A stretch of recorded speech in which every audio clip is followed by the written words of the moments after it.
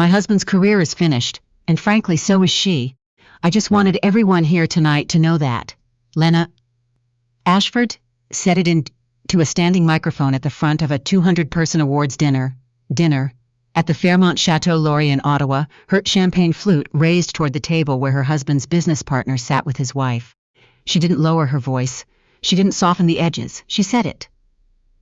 The way people said things, when they had decided, somewhere between the second glass of wine and the moment the microphone was placed in their hands, that the performance of civility was no longer worth maintaining. The room went still in the specific way that rooms went still when something had just happened that couldn't be taken back. At table 7, near the windows that overlooked the canal, Miriam Vance set down her fork. She did not look up immediately. She looked at her plate for exactly 3 seconds, counted them, felt them, and then she raised her eyes and looked at the woman standing at the microphone with her champagne and her conviction and her borrowed certainty that the night belonged to her. Miriam's expression did not change. If you've ever been the person in the room that someone expected to break, stay with me. Drop your city in the comments right now. I want to see where this reaches, and if you're new here, subscribe, because this story is only just beginning. Miriam Vance had known about the affair for 89 days. She had not discovered it through a text message or a hotel receipt or the particular arrangement of guilt on her husband's face when he came home late.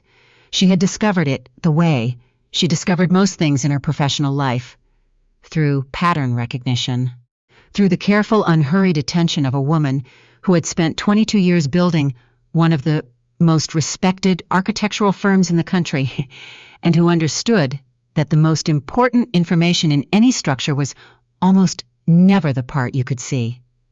Thomas Vance had started taking calls in the garage. That was the first thing. Then the travel. Not more of it. The texture of it changed. He had always traveled for work, Ottawa to Toronto to Vancouver, client meetings, site visits, the expected rhythms of a man who built things for a living. But something about the way he came home from the November trip to Calgary shifted in a way she could not immediately name. He was present in all the ways he had always been present.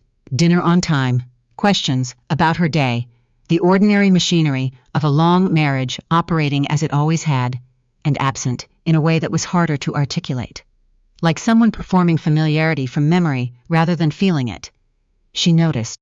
She catalogued. She said nothing. Miriam Vance came from a family that built things. Her father, Conrad Vance, had started Vance Development in a basement office in Sudbury in 1974, with one contract and a particular stubbornness about quality that had become, over 5 decades, the foundational character of everything the family touched.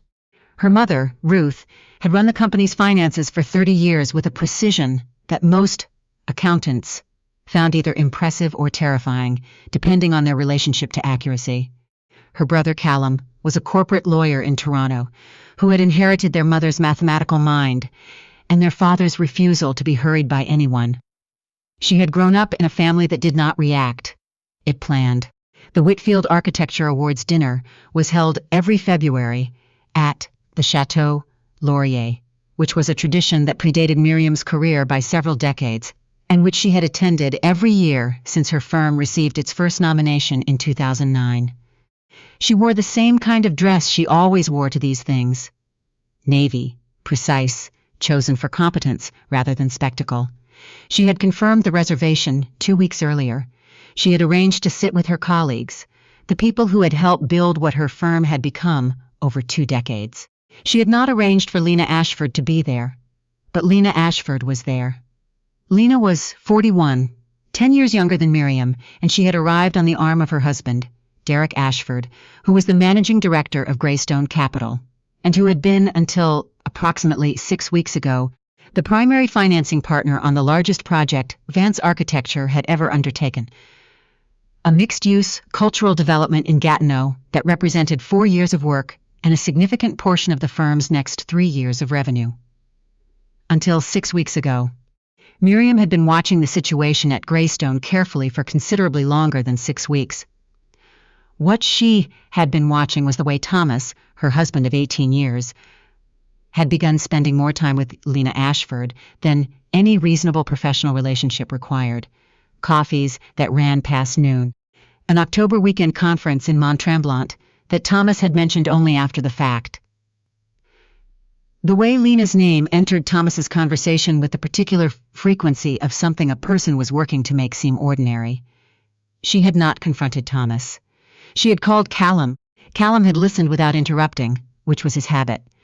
Then he had asked 3 questions, each of which was exactly the right question in the right order. Then he had said, "I'll talk to Dad." He had paused. "Are you sure you want to go that route?" And Miriam had said, "Not yet. I'll know when." And Callum had said, "Okay," in the tone of a man who understood that his sister knew what she was doing, and that the most useful thing he could do was be ready. That conversation had been 6 weeks ago. Now Miriam sat at table 7 in the Chateau Laurier with Lena Ashford standing at a microphone 30 feet away, and she felt the very particular sensation of a person watching something they had been expecting arrive exactly on schedule. The awards dinner had been moving along in the way these evenings moved. Speeches, recognition, the pleasant professional warmth of an industry gathering at which most people genuinely liked each other. Miriam had been nominated in 2 categories. She had won one, accepted the award with the brief, specific gratitude of a woman who found the performance of modesty neither interesting nor useful, and returned to her table. Derek Ashford had been seated 2 tables away, with his wife and 3 Greystone colleagues. Miriam had noted this when she arrived. She had noted the way Lena's gaze had moved to Thomas when they entered the room. She had noted the way Thomas, who was sitting beside her, had shifted the particular half-degree of a man who was trying not to visibly react to something he was visibly reacting to. She had said nothing. She had lifted her water glass. The dinner wound toward its end. The final award was presented. The chairman made his closing remarks. And then, in the loose social time that followed, when the speeches were over, and the wine was still flowing, and the room was breaking into clusters of conversation, Derek Ashford had done a thing that Miriam understood. Watching it happen was not impulsive. He had walked to the front of the room and picked up the standing microphone and said he wanted to add a few words. People had turned, mildly curious. Derek was not a man who gave speeches at industry dinners. He was a financier. He attended these things as a funder, not a participant. He had spoken for about 90 seconds about vision and courage and the importance of building the right things with the right people. He had looked at Lena once while he was speaking, which most of the room had noticed, and which approximately none of the room had yet assembled into a coherent meaning. And then Lena had stood up, and then Lena had taken the microphone, and then Lena had said what she had said. "My husband's career is finished, and frankly, so is she." I just wanted everyone here tonight to know that. The silence that followed was not the silence of a room that hadn't heard. It was the silence of 200 people processing simultaneously and not yet agreeing on what to do with what they'd processed. Miriam looked at Lena Ashford across the room. Lena was looking back at her with the expression of a woman who had been storing something up for a long time and had finally set it down where everyone could see it. Her eyes were bright. Her chin was slightly elevated. She was performing certainty with the specific energy of someone who needed the performance to be witnessed. Thomas had gone completely still beside Miriam. She didn't look at him. She kept her eyes on Lena, then she rose from her chair. Not quickly, not dramatically. She rose with the particular unhurried quality of a woman who had decided exactly what she was going to do, and had no reason to rush it. She smoothed the front of her dress. She picked up her evening bag, and then she looked at her colleague across the table, a woman named Dr. Philippa Osi, who had been her structural engineering partner for 14 years, and who was looking at Miriam now with the focused attention of someone who was reading the situation and waiting for instruction. "Excuse me for a moment?" Miriam said, quietly enough that it didn't carry. Philippa nodded once, slowly. Miriam walked, not toward Lena, not toward Thomas, not toward anyone in particular, toward the windows, toward the canal. She stood with her back to the room for 10 seconds, looking at the February dark outside the glass, and did something she had not allowed herself to do in 89 days. She took a breath. Her phone was in her bag. She opened it and typed one word to Callum. Now. His response came in 4 seconds. Already on it, she put the phone away. She turned back to the room. Behind her, the dinner had reassembled itself into the particular buzzing energy of an event in which something significant had just occurred, and everyone was trying simultaneously to process it and appear not to be processing it. 200 people finding reasons to look at their phones, at each other, at the middle distance, anywhere except directly at the thing that had just happened. Lena was still at the microphone. She had set the champagne flute down, which was the tell. The flute had been a prop. Without it, she was simply standing at a microphone in a quiet room, and the quiet was no longer the kind that felt like victory. Thomas had stood up from his chair. He was looking at Miriam with an expression she had not seen on his face in years. Not guilt, not panic, but something rawer than either. The expression of a man watching something, he thought. He understood reveal itself to be something considerably larger. She met his eyes across the room. She held them for exactly 1 moment. Then she looked away. The doors at the back of the ballroom opened. Conrad Vance walked in. He was 73 years old, and he walked the way men walked when they had built things with their hands and their decisions for 5 decades, and had earned the particular unhurried certainty of someone who no longer needed to prove anything to any room. He was wearing a dark suit, and he was not wearing an expression that anyone in the room could comfortably read as either anger or approval. He was simply present in the specific way of a person whose presence changed the atmosphere of any space they entered. Beside him, Ruth Vance walked with the composed authority of a woman who had managed the finances of a major development company for 30 years. And who had learned early that the people who controlled the numbers controlled the conversation. And on Conrad's left, Callum Vance walked into the Chateau Laurier ballroom with his hands in his jacket pockets, and his eyes doing a single comprehensive sweep of the room that took less than 4 seconds and landed on exactly the right things in exactly the right order. The shift in the room was immediate and involuntary. 200 people registered something without being able to name it. The specific adjustment of a space when something with significant gravity enters it. Derek Ashford saw them first. The colors left his face with a speed that was almost audible. Lena Ashford saw them second. She was still at the microphone. She did not step back from it, not immediately. But Miriam, who was watching her with the careful attention she applied to everything, saw the first movement in Lena's face that was not the expression she had arrived with. A recalibration, a reaching for information she didn't have. She was about to discover that she had done her research on the wrong person. She had researched Miriam Vance, the architect, the award nominations, the Gatineau project, the professional profile of a woman in her early 50s who ran a well-respected firm and who had, as far as Lena had understood the situation, no particular leverage in the specific confrontation Lena had decided to initiate tonight. She had not researched Miriam Vance, the daughter. She did not know that Vance Development was one of Greystone Capital's largest institutional investors. She did not know that the relationship between Conrad Vance and the original founders of Greystone had predated Derek Ashford's tenure at the company by 12 years. Then, she did not know that Callum, whose calm was currently carrying him across the ballroom with the unhurried ease of a man, who argued in front of the Ontario Court of Appeal and found most other rooms considerably less interesting, had spent the last 6 weeks working with their father's financial team on a very specific and very precise set of instructions. Conrad reached his daughter.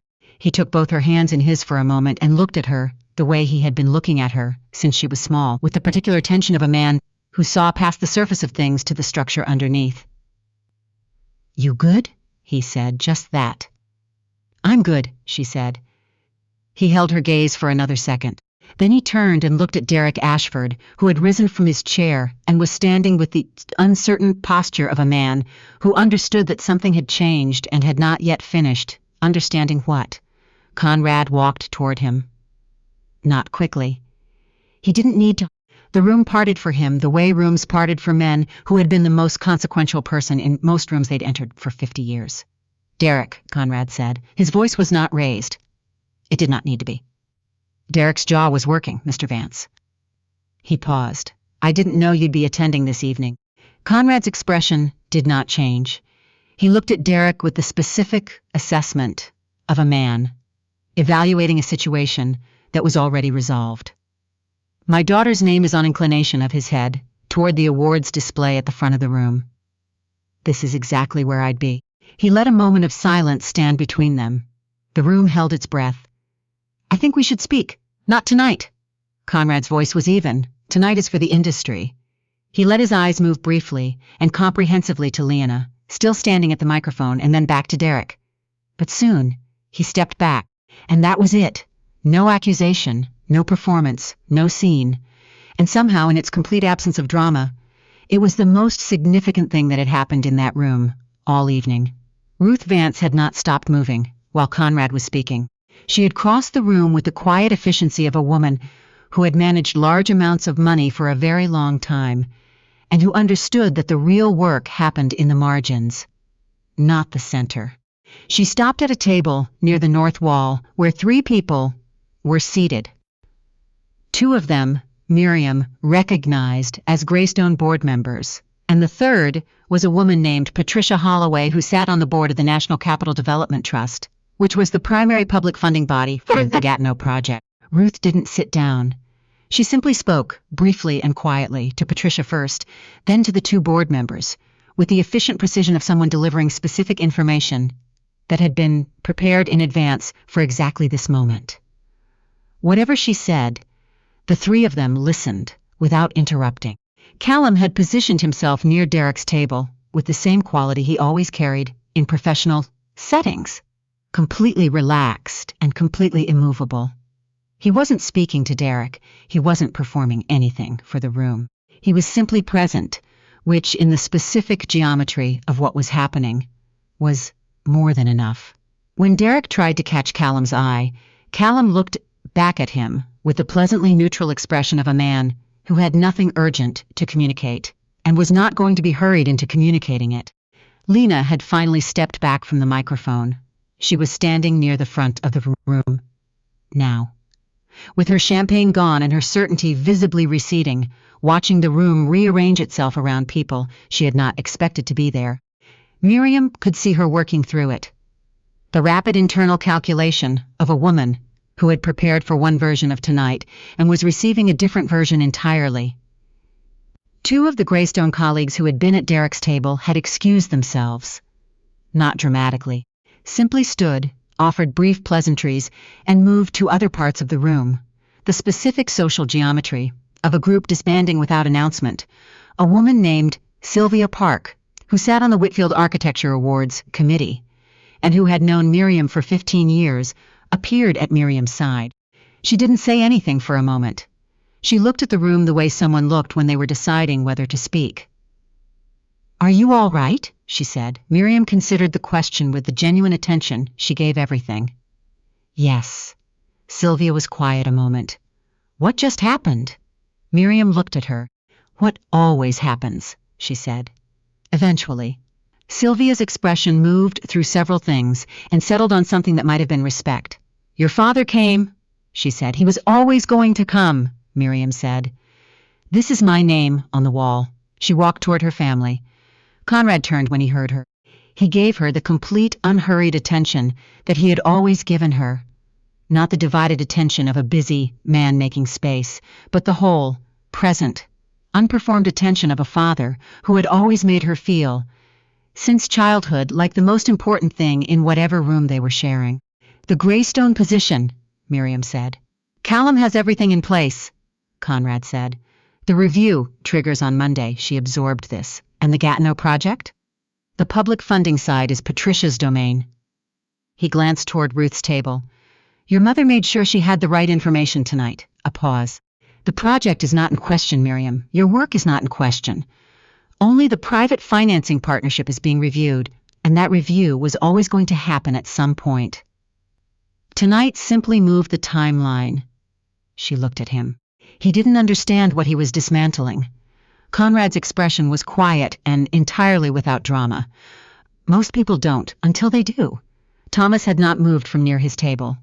He was standing with his hands at his sides and the particular stillness of a man, watching a situation develop that he had underestimated completely. He had known about the Vance family in the general way that people who married into things sometimes knew about them. Present in the background, respected the context of a life he had not.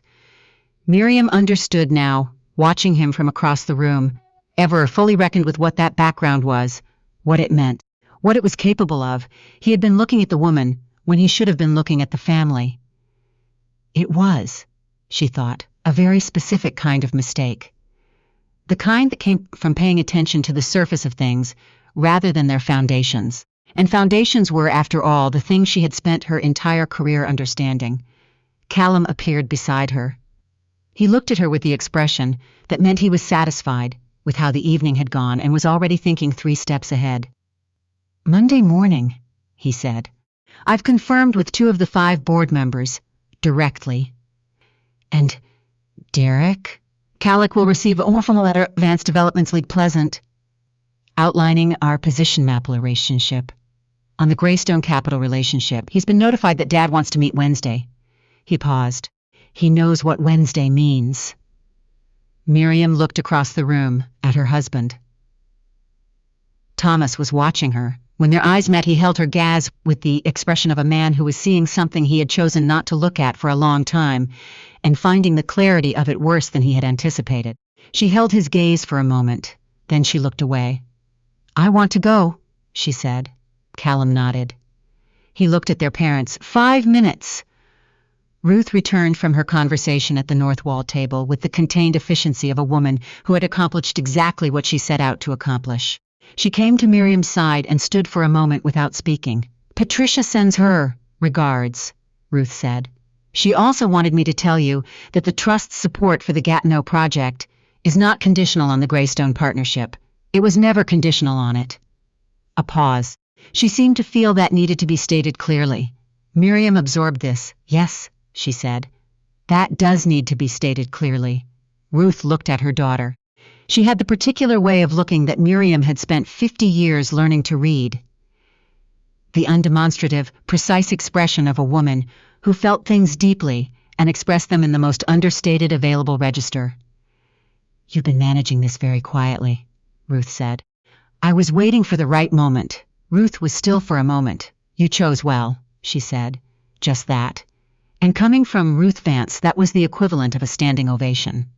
They left together, the 4 of them, moving through the room with the unhurried certainty of people who had come, done what they came to do, and had no reason to linger. The room watched them go. Miriam did not look at Lena Ashford as she passed. She did not need to. The point had already been made in the way that real points were made, not with a scene, not with a speech, but with a quiet and complete demonstration of exactly where the weight in a room actually lived. Behind her, she heard Thomas say her name. Miriam, twice. The second time with a quality she hadn't heard from him in years. Uncertain, stripped of its usual ease, almost unfamiliar. She walked through the doors and into the corridor and did not stop. The morning after the dinner, Thomas called at 7:42. She let it ring. She was sitting at the kitchen table of the house she owned in the Glebe, a 1920s red brick that she had renovated herself over the course of 3 years, down to the original plans and materials, with coffee tap and the structural drawings for Phase 2 of the Gatineau project, which still needed her attention regardless of everything else. The work was still the work. That was something she had learned early and had never needed to relearn. The call ended. A voicemail appeared. She did not listen to it. Callum texted at 8:15. "Greystone Legal confirmed receipt of our letter. Derek has requested a private meeting before Wednesday. Dad's office said no to private, Wednesday or nothing." She typed back, "Good." At 9:30, Patricia Holloway sent a brief formal email confirming the Trust's continued commitment to the Gatineau project, and noting that the funding review timeline was unchanged. The email was professional and warm and contained one sentence that Miriam read twice. "The work you have submitted represents exactly the kind of project this trust was created to support, and that is entirely independent of the commercial partnerships attached to it." She forwarded it to Callum without comment. He replied in 30 seconds, Useful. For Wednesday. Thomas arrived at the house at 10:15. She had not invited him, but she had not been surprised. He rang the bell rather than using his key, which told her something about his current reading of the situation. She let him in. He looked like he hadn't slept, which was probably accurate.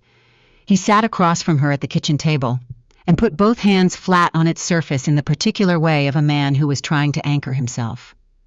"How long did you know?" he said. "Long enough," she said. "That's not an answer, 89 days, she said. He was quiet for a moment. "And you didn't say anything?" "I was waiting." "For what?" She looked at him across the table. He was 52, and he looked this morning considerably older. Not because he had aged overnight, but because the particular animation that came from living inside a secret had left his face, and what remained was something more honest and more tired. "For you to make a decision," she said. "A real one. Out loud in front of people who mattered to both of us." She paused. "So there would be no ambiguity. Not for you, not for me, not for anyone who needed to understand where things stood." He looked at his hands. "Lena wasn't supposed to." "I know," Miriam said. "That's not particularly relevant." He looked up at her. "She's not. It wasn't what you think it was." Miriam regarded him with the steady attention that had always unnerved him, even when they were first together, the sense that she was seeing past the surface of whatever he was presenting. "Thomas, what I think isn't the issue. What happened is the issue. What you were doing for months while I said nothing is the issue. And what you chose not to end, honestly, is the issue."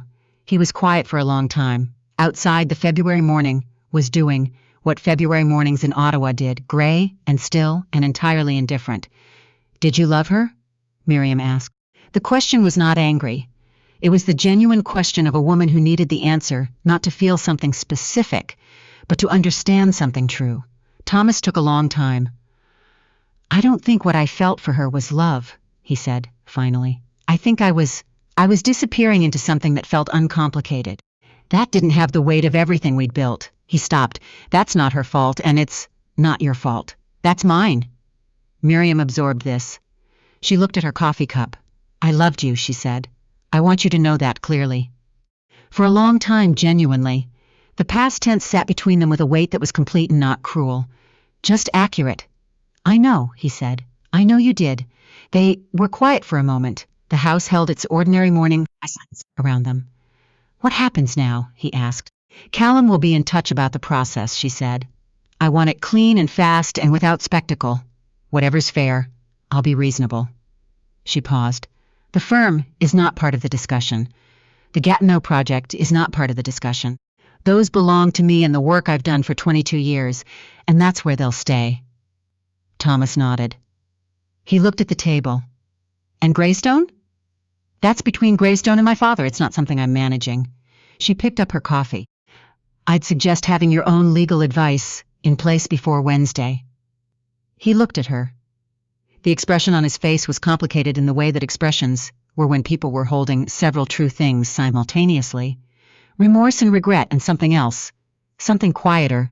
The look of a man seeing his own choices laid out plainly, and finding them considerably smaller than they had seemed in the making.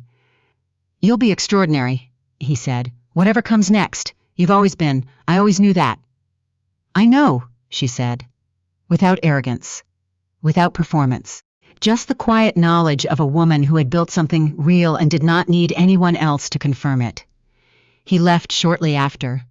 She stood in the hallway after the door closed and held the specific quality of the moment, not grief, not relief exactly, but the contained clarity of something that had been in motion for a long time finally completing its motion.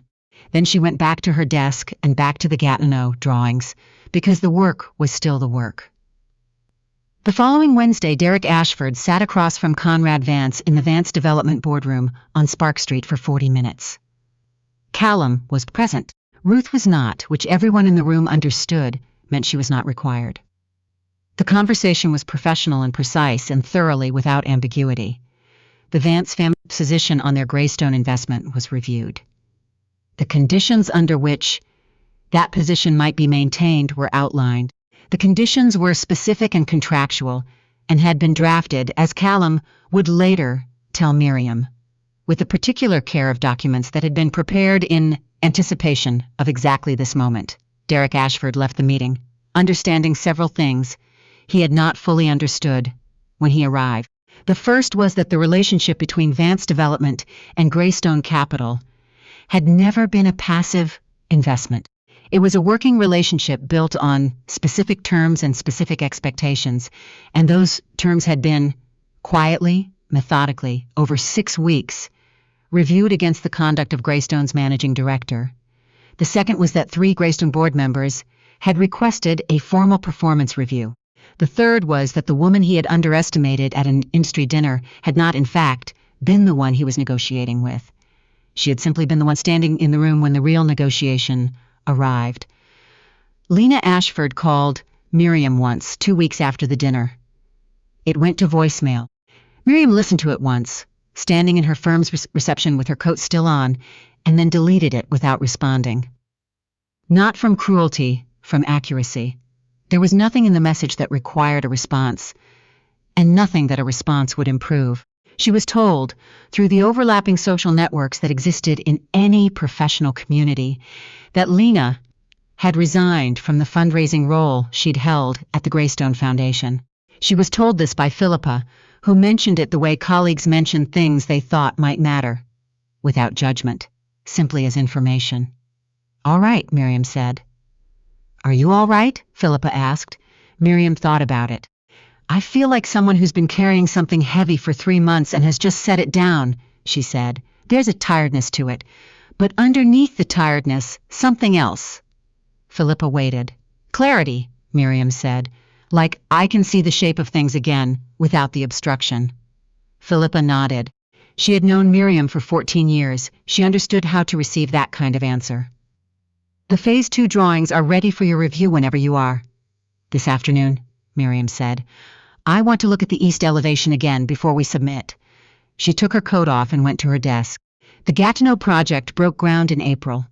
Miriam was there for the ceremony, standing on the site in a hard hat, with the project team and the trust representatives and the Gatineau city officials who had been waiting 4 years for this moment. Patricia Holloway was there. Conrad and Ruth Vance were there, standing slightly to one side in the way of parents who came to watch and did not need to be seen watching. Callum texted from Toronto, "Streaming the live stream. Proud of you, V." She typed back, "V is for Vance, not Vance's daughter." His response came in 6 seconds. "That's exactly what I meant." She stood on the earth that was about to become something and felt a fifth of a quality of a thing beginning, not the dramatic beginning of a night when a room changed around you. The quieter beginning of work, actually starting. The kind that lasted. The divorce was finalized in September. Callum handled everything as he had promised.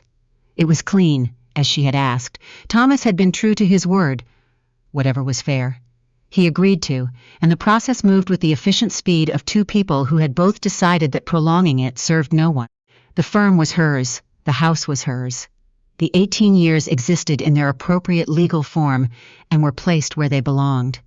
She signed the final documents on a Thursday afternoon in Callum's office. He poured 2 glasses of water when she set the pen down, which was entirely characteristic. And they sat for a moment in the particular quiet of siblings who didn't need to fill a silence. "It's done," he said. "It's done," she agreed. She walked out onto Bay Street in the September afternoon and stood on the sidewalk and breathed. The city moved around her in every direction with the complete indifference of cities to the private significances of individuals. And she found this, as she always did, more comforting than otherwise. She called her mother. "How are you?" Ruth asked. Not, "How did it go?" Not, "Are you all right?" Just, "How are you?" which was the question that required the real answer. "I feel like myself," Miriam said. Ruth was quiet for a moment. "Good," she said. That's the only thing that Miriam said. "Your father is making the lamb," Ruth said. "Come early." She put the phone in her pocket and started walking. She had a site meeting at 3. She had Phase 2 structural reviews on Friday. She had, in 4 weeks, a keynote address at the Canadian Architectural Institute's annual symposium in Montreal, which she had accepted because the topic was right and the time was right, and because she had spent enough of her career standing slightly to the side of the space. she'd earned, and had decided, somewhere in the last 8 months, that she was done with that particular habit. She was going to speak about foundations, about what they were, what they required, what happened when they were built correctly, and what happened when they weren't. She was going to speak about the difference between the things that held and the things that looked like they held. She was not going to speak about Thomas, or Lena, or a February evening at the Chateau Laurier. She was going to need to. The people in that room would understand exactly what she was describing. They always did. Thomas, she heard through the various channels, through which she heard things, had taken on a smaller consultancy role with a development firm in Kingston. He was not rebuilding what had existed. He was building something different, which she thought was probably the right instinct. She wished him no specific harm. She did not think about him often. Lena Ashford's name did not cross her desk or her social sphere again. The Gatineau Project at its 18-month trust as one of the most significant cultural developments in the National Capital Region in a decade. The review used words like cohesion and groundedness and built to last. The phrase, built to last, made Philippa send a screenshot to their group chat at 7 a.m. with 3 words. That's us, though. It was, in October, the first of the Whitfield Awards days for the following year's cycle arrived. Miriam read it at her desk on a Tuesday morning, with her coffee getting cold at her elbow, and felt the particular quiet satisfaction of work being recognized not because of who she was connected to or who had endorsed her, but because of what she had built and how she had built it, which was the only recognition she had ever wanted and the only kind she had ever trusted. She put the letter down. She picked up her coffee. She looked out the window at the city in October, the leaves doing what Ottawa leaves did in October, going gold and red, and falling with the specific unhurried completeness of things that had reached the end of their season and were not fighting it. She thought about a ballroom in February, about a woman with a champagne glass who had stood up in a room full of 200 people and said, "My husband's career is finished, and frankly, so is she," aimed it like a verdict, and waited for a collapse that never came. She thought about what that woman had not understood. Not about Miriam's family, not about the Greystone investment, not about Callum and the contract clauses and the 6 weeks of careful preparation. Those were details. The thing Lena Ashford had not understood was simpler than any of that.